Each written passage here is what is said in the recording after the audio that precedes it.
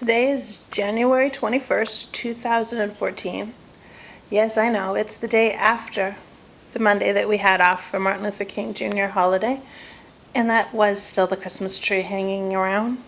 It feels really soft and fresh still, though, because we've had the most mild, warm weather, and I know it's kind of strange because so many people that I know in the country have been dealing with bitter cold and the polar vortex and snow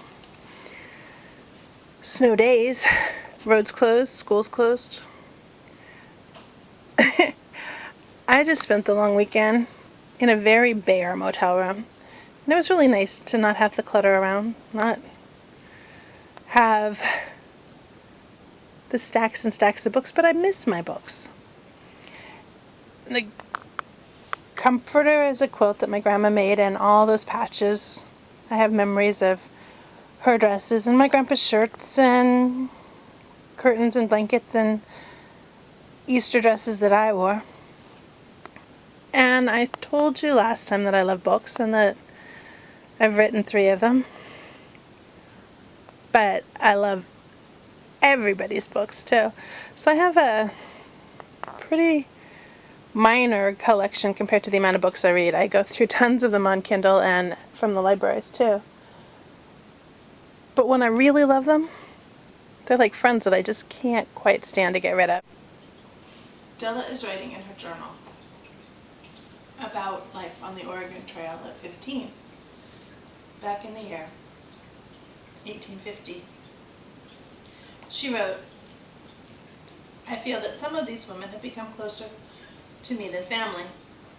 I am sure when the wagon train breaks up and we go to our own destinies that we will never forget each other. I wonder if the men feel this sense of kinship as well. Most times, of course, the men and boys were good to have around. Clarence, big brother to one of the small girls who had become Della's shadow, often fought his way to the fire pit just as Della needed to light a new fire.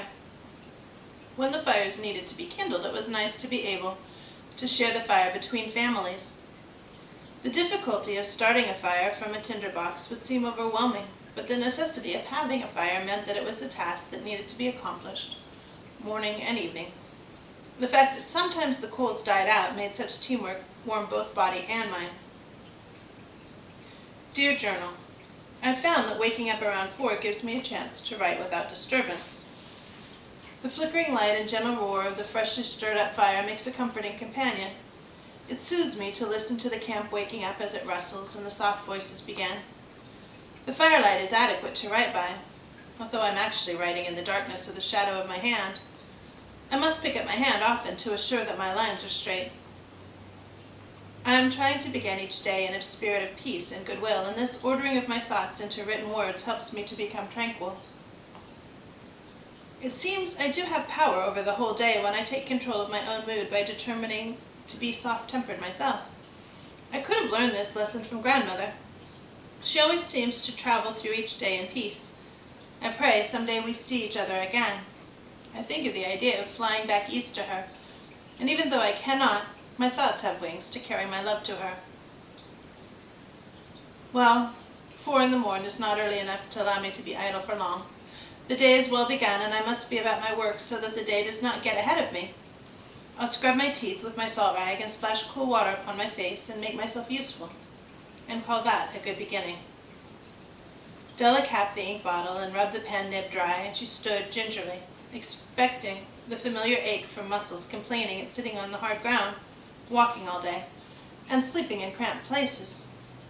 But the aches of travel seemed to become less with each passing day.